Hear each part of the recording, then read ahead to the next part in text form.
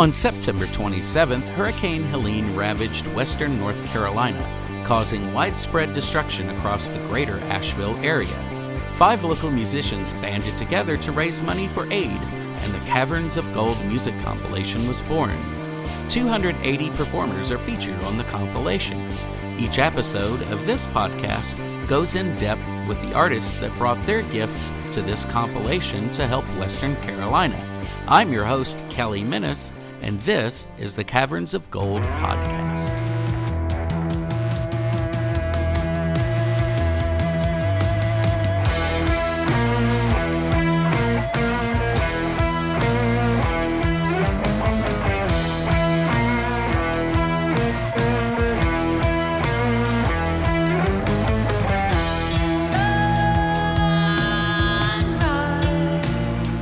Madison Maxwell is the keyboardist, singer, and songwriter for Bombay Gasoline, a band that has been on the Asheville, North Carolina music scene since 2018.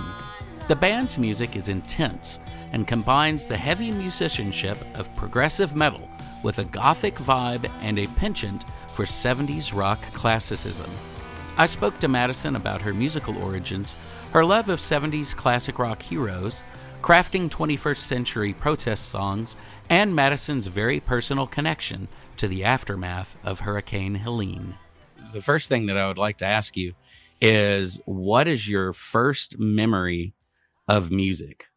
Well, I know that the question is first memory of music, but I really have kind of two. Learning my first song, I was probably 4 years old.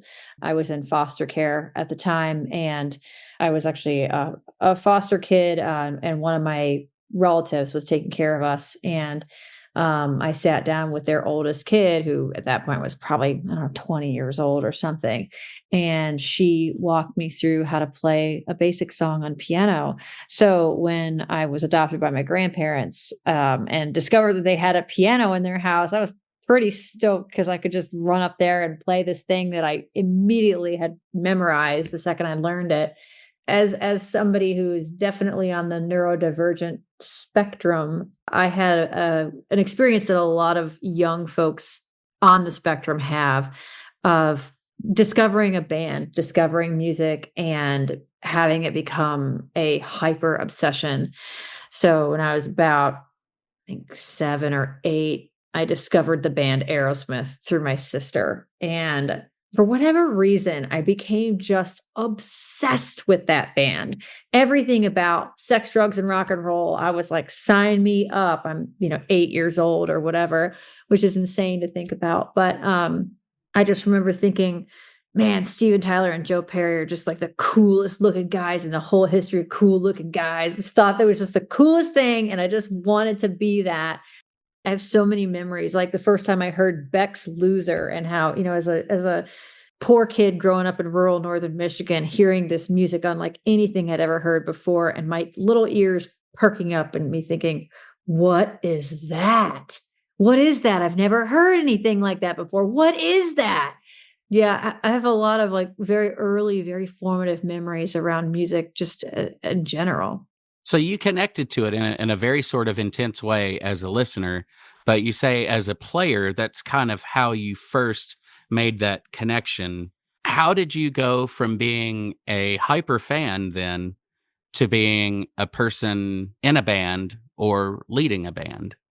Well, I've always been somebody who isn't really content to just watch other people do things if I can do them myself. And it's not a big stretch of the imagination to, see myself as this young person idolizing these rock stars to then wanting to be like them. And in that process, realizing that there were a lot of things I didn't know about being a musician, how music works, what music is made of, how do you run a rehearsal, how do you book a show. I joined every ensemble that I could growing up. Every community band, every high school bands. I was in an actual cover band in high school, and then I majored in music and business in college, and joined all the ensembles that would have me there, and worked under conductors and band leaders, and learned a lot about running rehearsals, and learned theory and ear training, all that stuff that you learn when you have music as a major, and realized that I actually already innately knew a lot about how music worked in my ear. And it was just a matter of giving language to the things that I had been noticing and hearing for years and years. So it's definitely not a stretch to go from one to the other. But as far as, starting my own band and writing my own songs, that really started after college, after I had really, I would say a brief but uncomfortable time of not being a musician, just trying to make a living right out of college, getting an apartment, not being able to practice, not being in a band, and discovering my area's local scene. I joined I started going to an open mic, and I made some friends there and joined their band as a backup singer. And they taught me the ins and the outs of writing my own harmonies. And from there, writing more interesting chords and writing my own songs. So I had a lot of help and a lot of encouragement even after college. I would say in a lot of ways more so from the folk community, who encouraged me to go my own way, away from the classical training that I had, which didn't feel like it really prepared me for, stage presence type things and modern music business in the way that I wanted to be prepared. But being a folk musician, you definitely learn the ropes of booking your own shows and marketing yourself and part writing and working with other people and other personalities. So that's how I made the leap. So, when you made the transition from being a cover band musician and learning things in college, how was that transition towards finding your own voice and writing your own material? At what point in that process did you finally feel like you found a voice? Well, that process was bumpy and slow. I started writing a whole bunch of songs before I even moved down here. I was up in northern Michigan, and trying to put together a band in an area that doesn't have a lot of people was a challenge. So I found one person that really wanted to be in a band with me. He was my drummer, and he moved down here with me to the Asheville area. And we were in a band together for, some years. And I think the hardest part was finding the kinds of players that could help me realize the vision that I had. And that almost gives me a little bit more credit, because I think at that stage, I didn't really have the vision that I have now. It's taken years of kind of chipping away a lot of details, a lot of kind of extraneous garbage around the songs that I've been writing, and the ideas that I have for, marketing myself, for lack of a better term, for my stage presence and my persona. I had to chip away a lot of details and a lot of things. And a lot of it honestly has come around the fear of basically coming out as a witch, and just stepping into that and saying, yeah, I'm into witchy stuff. That's just what I'm about. And yes, I'm political, and everything that we do is political. And my songs are all talking about the world and all the things that are maybe wrong in it, and all the things that could be better in it. And the various forces that we deal with on a day-to-day basis. I think my biggest struggle as a creative person was stepping out of the fear around that. Oh, what are people going to think if they hear my true thoughts on whatever my songs are about, whatever this, that, or the other song is about? Or, what are people going to think if they see me, smudging on stage, or, incorporating moon cycles into my writing phase, or whatever. It's coming out of the broom closet, I think, was one of my biggest challenges. And ever since I've done that, it's felt a lot more straightforward, not only to talk about what I'm doing as a performer and how music to me is a healing and spiritual process and purpose for my life, but it's become easier to, again, market the music and attach a visual that makes sense with the audio that we're making. It seems like the music community would be perhaps the most open place for you to be able to express your authentic self. But it sounds like you had some obstacles to kind of overcome to be able to present that in a comfortable and confident sort of way. Yeah, well, the thing to think about when it comes to that is it's not just the music community that I make music for. It's a lot of people who are outside of that. Musicians, by and large, are generally pretty open-minded people. A lot of us tend to be left-leaning. A lot of us tend to be necessarily open-minded. If you're not open-minded, we're limiting our ability to work with a whole bunch of people. So we tend to be a little bit more free thinking. But unfortunately, the world is not made of musicians. The world is made of all types. And if you're playing a bar out in, rural Western North Carolina, you got to be careful what you say, or you might come out to 4 flat tires. So just something to always be aware of, that we do not exist in a vacuum, and not everybody agrees with us on how we see the world.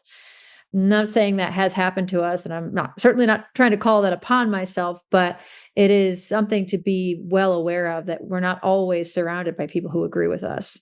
I kind of expected that there would be a large upswell of protest music. And it feels almost like the music community doesn't really know how to respond.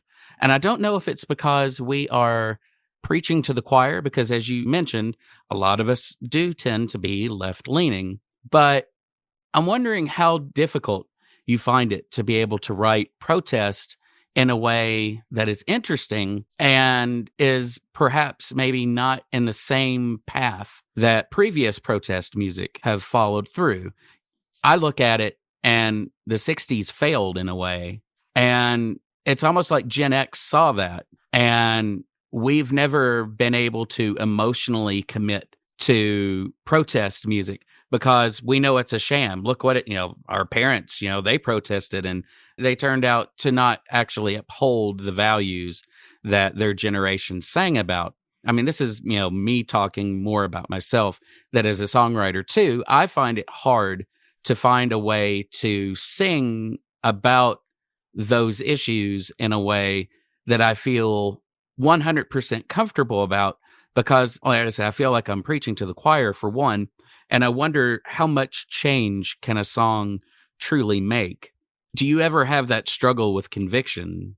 How much change can a song really make? I feel like that is one of the most Gen X things I've ever heard anybody say. And I have to say, it doesn't surprise me that a band like Nirvana came out of Gen X.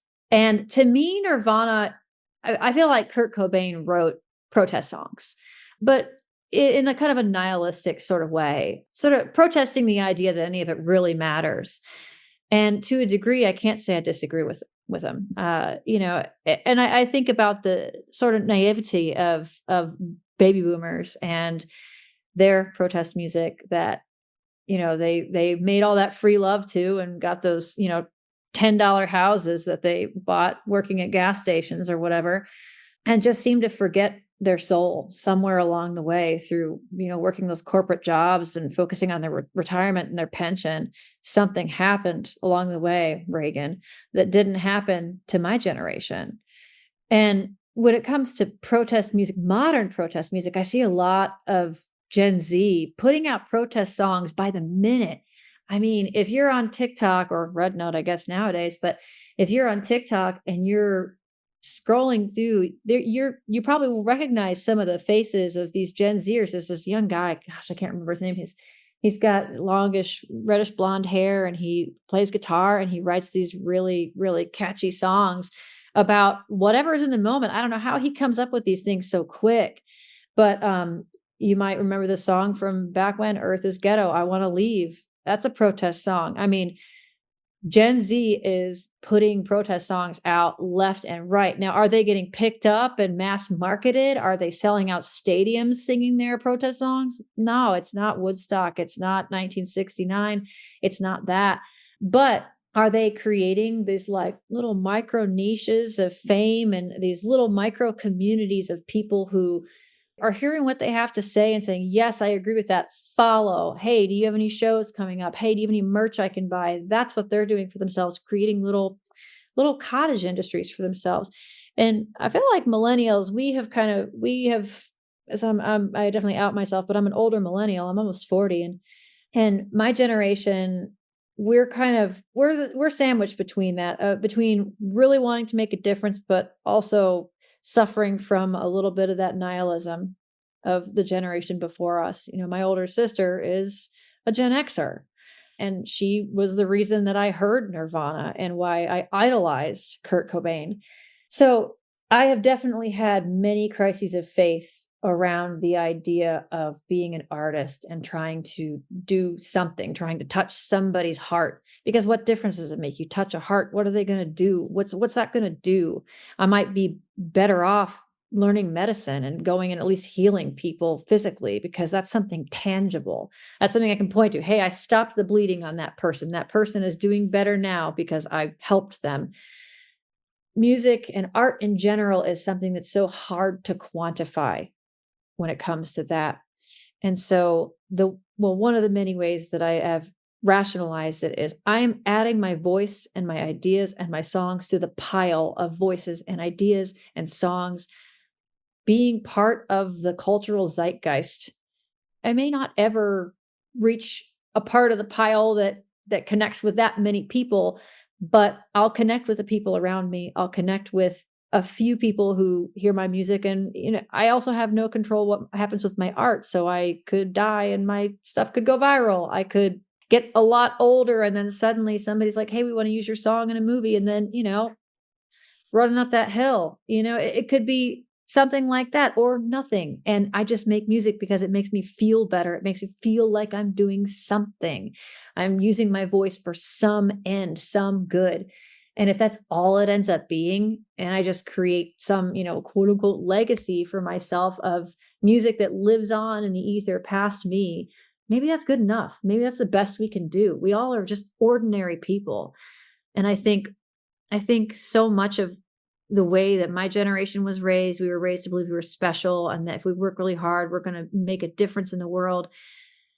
That way of being raised ignores the value of regular, ordinary people and how we help each other in our communities, and just by connecting with other regular humans, we make a difference. It doesn't have to be this world-changing thing to make a difference and to matter.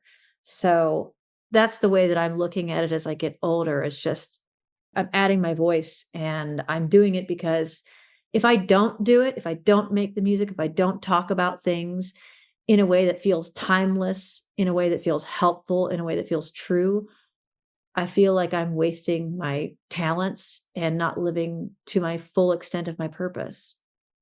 You moved here with a drummer, and when you moved here, were the two of you making Bombay Gasoline at that time, or did that come later? That came later. I actually, my old band was called Poet Radio. We were not very good. But at the time I was trying to play guitar, and it was never it wasn't even my second instrument. It wasn't even my third instrument. It was my fourth. So I was not very good. And I was still trying to figure out my voice at piano, how I could use my classical chops in a rock and roll way. It's not the most natural thing, right? If you take jazz lessons, you learn about blues, you learn about maybe honky tonk, you learn about all these different styles of keyboard and piano playing that really translate very easily to rock and roll. But classical doesn't always translate the same way, and it just takes a little while of finding your voice. I was a huge, huge Beethoven fan growing up. I just loved his intensity, and I wanted to make rock and roll that captured that same intensity and liveliness that his music has. It took me a long while to find my voice at the piano. So Bombay Gasoline actually started in, I think, 2018 and weirdly enough, full circle, with Michael O'Shea, who, since we lost our home in the storm, we actually are living at one of his houses. But I started the band with him, and he was the drummer, and I was playing keys and doing vocals. So I had to learn very quickly how to be a lot of things in a quick capacity. How can I fill this space? It's just drums and then me. I'm harmony, I'm melody, I'm everything. So I had to learn a lot about filling a lot of space. very quickly. That being said, this band has gone through many iterations. We had COVID and all that happening, and then after COVID, the lineup that I had then kind of dissolved. So I think this is actually technically our fourth iteration, but it's the longest standing iteration of the band. And I feel like every time we regroup, it just feels like it gets a little bit closer. This feels the closest to what I've ever always wanted for a band. We've got some really competent players we're working with, who are incredible people, really, really awesome humans, great to work with, and just the right talents, the right musical voices to bring this vision into a greater, starker reality. But yeah, it's been many years. Gosh, I think that's 7 years. It feels so fast. Feels so fast. I think I've seen 3 of those iterations. Is a duo? I did see the duo. I saw the Smoky Mountain Sirens version, and then I guess as those 3 left, and then you started to transition towards the group of folks that you have now. We added the Okay. guitar player and the bass player moved, guitar player got picked up by another band, and then we were able, fortunately, to reconnect with Andy Burns, who is one of Greg, the drummer's former classmates. They went to school. They both studied music at UNC Asheville. So we have a band of band nerds. We're band nerds. It's what it is. It's fantastic. I love playing with people who like really, really understand the dedication that it takes to really put everything into this. Not saying that you can't be an amazing musician without a degree. There's so many musicians that I adore who never took a college class, barely took lessons, and are incredible. But there's something about the gauntlet of music school, and those who've been know what I'm talking about. It's there's something about that if you can suffer through that long enough to get your degree and still want to play music afterwards, you're probably a lifer. That's just what it is. You're in it. Yeah, I dropped out. So I did not have what it took to run the gamut. I changed majors and Well, wound up doing something else. let me tell you too, after school, I didn't play music for a year. I was so burnt out and so mentally and emotionally fried from that experience. I took the most depressing year off of music. It was horrible. I was suicidal. I had the worst feelings about myself, but I had no way of practicing and honestly no desire until I figured out the reason I was depressed was because I wasn't playing music. But I had to put it away because a lot of folks, if you've done it, you know what I'm saying. It's demoralizing being in music school. It really is. It certainly can be. What I find interesting about this version of the band, and having seen the different iterations of the band, is that when I first saw Bombay Gasoline in 2019, I think, I would never have pegged that band to have the sort of influences it seems like this version of the band has. The metal and classic rock overtones I find very appealing, as a metalhead and, having grown up on classic rock, but that wasn't something that I've really heard in the initial version of the band. I mean, is that something that you always had in mind that you wanted to move towards? Or is it just because they were into that and it just kind of evolved organically? A little bit of both. The version that you're talking about, the duo version, Hmm. I was very limited on the kinds of things that I could physically do as a piano player who's also trying to sing and, emote and be all the things all the time. And, Michael, the original drummer, comes from more of an Afrobeat background. So he brought that to the table.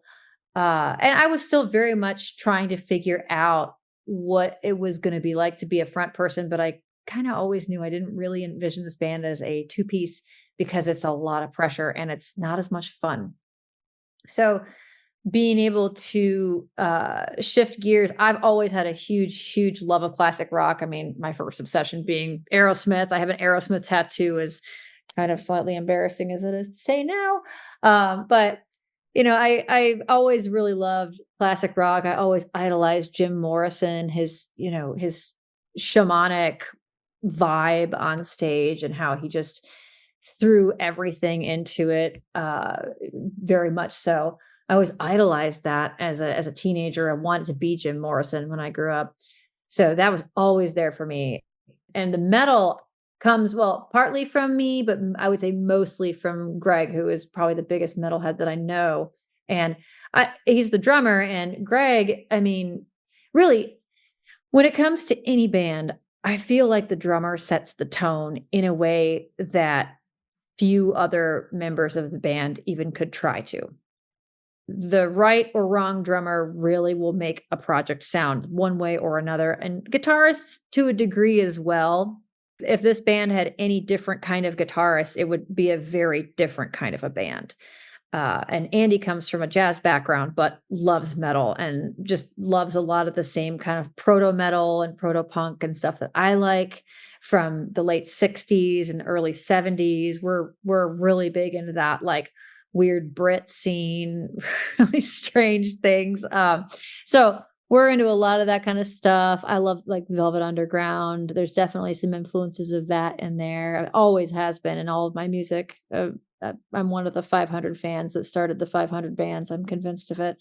But I absolutely love the Velvet Underground. But that you're definitely hearing Greg's influence on the drums. So to answer your question, it's a little bit of both. I always wanted a sound that was really diverse, but that brought in a lot of these rock and metal elements, but haven't been really able to articulate it as easily as I have been able to in this most recent iteration, because I have people now in the band that have a lot of similar preferences to mine. So I can say, oh, do something like, like the Velvet Underground, do something like, I'm thinking Queens of the Stone Age with this one. I'm thinking, whatever. I'm thinking this kind of a drum beat, and they can go, oh yeah, got it. They speak your language. Yeah. So I'm going to shift gears for a second to tie this into where the podcast comes from, because the podcast is an extension of the Caverns of Gold compilation. And this has absolutely nothing to do with music, but I feel like I need to ask you about your hurricane story. Yay. Oh man, I want to hear everybody's hurricane stories, because it's like, this is my own personal Vietnam. I've been saying that jokingly, but also not. I've been calling it my own personal Vietnam since it happened. Um, yeah. So I lived out in Black Mountain, and I've always been somebody who has a very strong intuition. And I had no idea the storm was coming, that it was going to be that bad. Actually, I'm a piano teacher by day, and my one of my families that I work with came in for their lesson on that, I think, Tuesday or Wednesday, and they said, "Hey, are you prepared for the storm?" And I said, "I don't know how I'm supposed to be preparing." And they're like, "Oh, it's supposed to be really bad. Like, they've used the word catastrophic, like really bad. And I'm from Florida, so really bad." And I was like, "Okay, noted."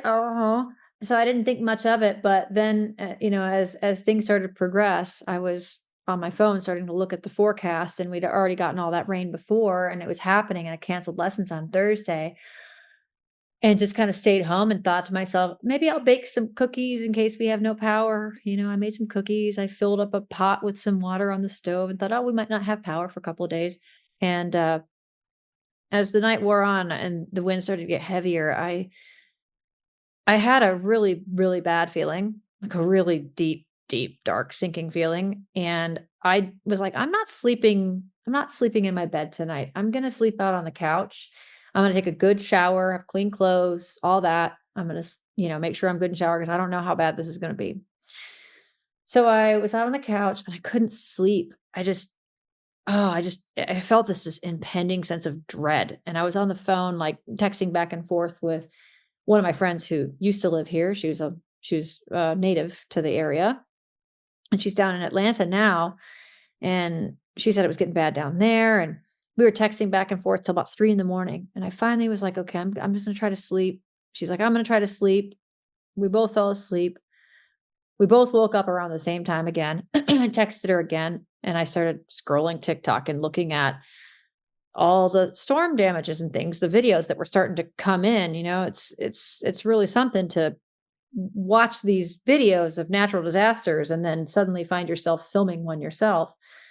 And so I was laying on the couch and scrolling around 6:30 in the morning, talking to her, being like, I can't sleep. I just can't sleep. The wind is so loud. It woke me up. I thought my heat had come back on. I thought it was the HVAC whirring, and it was just the wind. And all of a sudden, it felt like a bomb dropped on my house. The whole house shook. My stomach dropped, my heart dropped, my throat welled shut, and I freaked out. My cats scattered to the bathroom, the one bathroom that didn't have any windows, and I locked them in there. And I looked, and in my bedroom, a tree had fallen on and completely crushed my master bathroom and had fallen through the ceiling of my bedroom, right above my bed. And had I been in bed, I would have survived, but I would have probably had glass shards in my face. I would have been even more traumatized than I am, because I'm definitely traumatized. I had the 1,000-yard stare for weeks afterwards, as a lot of folks did. And I immediately shut the door, herded the cats into the guest room, and hyperventilated for a good 10 minutes or so. Made a couple phone calls, filed the insurance claim immediately because I'm insane. I was like, I need to file an insurance claim. I think I filed the insurance claim before I even tried calling 911. One of my, I called my husband, and he was on tour at the time, and he freaked out and called his best man, one of our bandmates from another band. And that guy, Hamish, called 911 on my behalf, and 911 actually answered at that time, because I think it was like 7:30 something at that time. They actually answered, and they said they would send somebody my way, and that they could take us to a shelter, me and my cats and all that business. Hamish gets a hold of me, says, hey, you're gonna be okay, homie, like they're sending somebody. Nobody showed. I called at like 9:30, and by 9:30, ain't nobody getting through. 911 was hanging up on you. There was no fire department. There was no 911. There was no nothing. And that was a real stark feeling of, oh, wow, I'm really on my own. I hope my neighbors are cool, which I know my neighbors enough. I knew them before the storm, so it was okay to a degree. But my house was the only one that was hit in the entire neighborhood. And my studio was the only one that flooded in the entire building, my piano studio. So it almost felt like the universe just kind of looked down, pointed down specifically at me, and was like, that one. Make her day really bad. It felt like I'd been singled out a little bit.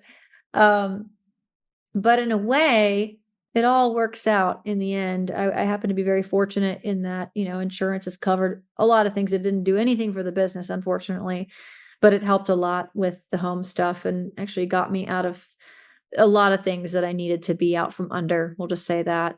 Just in general, it ended up being an okay thing after the fact, but it was truly terrifying. I was in that house for 3 days. My neighbors helped me close up the kitchen, because not only was my bedroom complete, like my bathroom demolished and my kitchen destroyed and my bedroom and all that, but I had now open air basically, and 2 cats I had to keep safe. So I had to figure that out, and then had to figure out how to get to Charlotte, where I stayed for a couple of weeks, and then we got a rental, and we're okay now after months of therapy. Which, if you have not gotten therapy yet, get therapy. Oh my God. Yeah, it was a lot. The last major windstorm we had, I hyperventilated and started sobbing. And it's a thing that is apparently very common for people who live through something like this. And it really makes me look at my concept of safety and my concept of what climate change looks like and all of that in a very different way. Because before this storm, I was set on, hey, let's move abroad at some point. I want to retire. I want to go to Europe. I want to not retire in the United States. And part of me now really thinks, do I really want to go someplace as the climate changes that I don't know the language or the culture that well? Or do I want to stay where I know I can walk down the street and talk to the neighbors who gave me clean underwear when I didn't have clean underwear, and who made sure that I had hot water because they had a gas stove? I mean, there is really something to be said for the actual tangible people around us in our communities that is not replaceable. And it's just not something that, you know, I mean, as much as I would love for us to have a functioning social safety net, that only could go so far when climate disasters happen. And they're not just going to be happening here, they're going to be happening everywhere. They already are happening everywhere. So it's just really opened my eyes in a big way to how American I really am, and how that can actually be something that serves me, knowing my community better. The song that you donated to Caverns of Gold Bowl, can you tell us a little bit about that song and why you decided to donate that particular song as opposed to any other song that you had recorded at that point? I love Bowl. It's one of my absolute favorite things I've written to date. On a strictly very literal standpoint, I think about the mountains and the valley here as just one massive bowl, and how it just filled up with water. That was my first thought, is like, it makes perfect sense. Most of my lyrics have sort of a double entendre to them. Most of them, I have a narrow personal view on them and a bigger, broader view. You can read them two different ways, or, many different ways if you like. But that particular song, I'm going to just, for the moment, ignore the personal side of it, which is mirrored in our video that we put out with it, but focus more on the larger societal side of what I meant when I wrote that song.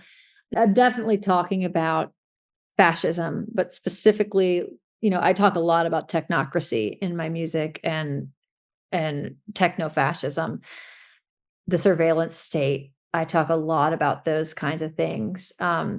Do as you're told. I'll take control. I'll eat your heart and soul, and you'll take what you can get. That's, I mean, if that isn't being an American, I don't know what is. And as grateful as I am that we have things like FEMA and different organizations like that, it was very eye-opening to experience our tax dollars hard at work. I'll just say it that way, in some good ways and in some really disheartening ways. That in one of the richest countries in the world, I lost my home. My business was shut down for over a month, and I didn't see a dime from FEMA for a month and a half. I had to do a GoFundMe because nothing came through for me. Never mind that I've paid my taxes on time. So you'll take what you can get, you know? So without getting too dark about it, that's part of why we chose that song. How has what you've gone through changed your relationship with Western North Carolina, or has it? It absolutely has. Again, before all of this went down, I was thinking, oh, at some point I want to retire someplace else potentially. And at this point, I mean, I'm even more attached to the land that we had our house on. We're bulldozing the house on Monday. And while it breaks my heart to be bulldozing the first house I ever bought, it does fill me with a certain level of hope to think of rebuilding. And I mean, it would be easier to just sell the land, buy a house someplace else. But the reason that, well, many reasons I don't want to do that is my neighbors were there for me. And I know that if something else were to happen, I have a built-in network of people that have supported me. And if I rebuild right, I can support them. And that's my full intention, to give back. We plan to put, if we can afford to, solar panels on the house and have a gas line with a gas stove. We have a well with the best tasting water I've ever tasted in my entire life on that property. And so to have clean water and solar panels to be able to draw that water out of the ground and a way to heat it means that my home could be a refuge if the poo hits the fan. I don't know if I can curse on here, but I want to be able to give back. I think that that's at this point one of my biggest motivations for staying here is wanting to be of service to this community even more than I have been able to up until this point. That circles back around to your point about writing protest music. Yeah, absolutely. How do folks find you and your music online? We have a pretty solid Spotify presence. We're on Bandcamp. We're on all the major platforms that you're used to. We just joined Red Note, but we're on TikTok, Instagram. We're kind of on Facebook, sort of against my will. We are about to release some new stuff, and we are recording as well. So we have another song in the hopper, and we have a couple more on the way after that once we kind of put the finishing touches on those. Listeners in the Asheville area can catch Bombay Gasoline live Saturday, January 25th at Eulogy on South Slope as a part of Pyromaniac Psychosurf combo Daikaiju's 4-night Asheville stand. Caverns of Gold is hosted and produced by Kelly Minnis, and he wrote and performed the theme music. Caverns of Gold can be found on Facebook and Instagram, as well as at cavernsofgold.bandcamp.com. Thank you for listening.